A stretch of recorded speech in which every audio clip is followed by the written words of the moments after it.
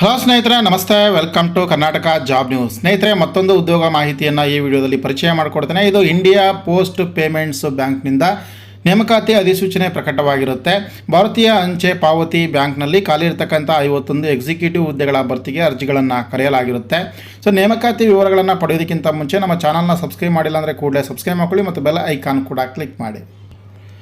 ಸ್ನೇಹಿತರೆ, India post payments bank, so IPPB ಅಂತ ಕರಿತೀವಿ. ಇದರಲ್ಲಿ ಖಾಲಿ ಇರ್ತಕ್ಕಂಥ 51 ಕಾಂಟ್ರಾಕ್ಟ್ ಬೇಸಿಸ್ನ ಮೂಲಕ ಎಕ್ಸಿಕ್ಯೂಟಿವ್ ಹುದ್ದೆಗಳ ಭರ್ತಿಗೆ ಅರ್ಜಿಗಳನ್ನು ಆಹ್ವಾನಿಸಲಾಗಿರುತ್ತೆ.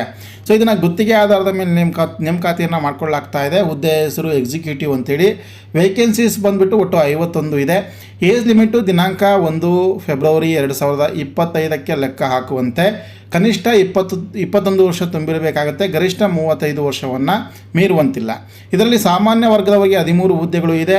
ಹಾಗೆ ಆರ್ಥಿಕವಾಗಿ ಹಿಂದುಳಿದ ವರ್ಗಗಳಿಗೆ ಅಂದರೆ EWSಗೆ 3 ಹುದ್ದೆಗಳು ಇರುತ್ತೆ ಮತ್ತು ಹಿಂದುಳಿದ ವರ್ಗಗಳಿಗೆ ಅಂದರೆ OBC ಅವರಿಗೆ 19 ಹುದ್ದೆಗಳು ಇದೆ. ಪರಿಶಿಷ್ಟ ಜಾತಿಯವರಿಗೆ 12 ಹುದ್ದೆಗಳು, ಪರಿಶಿಷ್ಟ ಪಂಗಡದ ಅಭ್ಯರ್ಥಿಗಳಿಗೆ 4 ಹುದ್ದೆಗಳು ಇವೆ. ಸೊ ಇದಕ್ಕೆ ಕ್ವಾಲಿಫಿಕೇಷನ್ ಏನು ಬೇಕು ಅಂತಂದರೆ ಯಾವುದೇ ವಿಷಯದಲ್ಲಿ ಪದವಿಯನ್ನು ಮುಗಿಸಿರಬೇಕಾಗತ್ತೆ. ಸೊ ಆಯ್ಕೆ ವಿಧಾನ ತಾವು ಡಿಗ್ರಿಯಲ್ಲಿ ಪಡೆದಿರುವಂಥ ಅಂಕಗಳ ಆಧಾರದ ಮೇಲೆ ಸಂದರ್ಶನಕ್ಕೆ ಆಹ್ವಾನಿಸಲಾಗುತ್ತೆ. ಸಂದರ್ಶನದಲ್ಲಿ ಪಡೆಯುವಂಥ ಅಂಕಗಳ ಆಧಾರದ ಮೇಲೆ ನೇಮಕಾತಿಯನ್ನು ಮಾಡಿಕೊಳ್ಳಲಾಗುತ್ತೆ.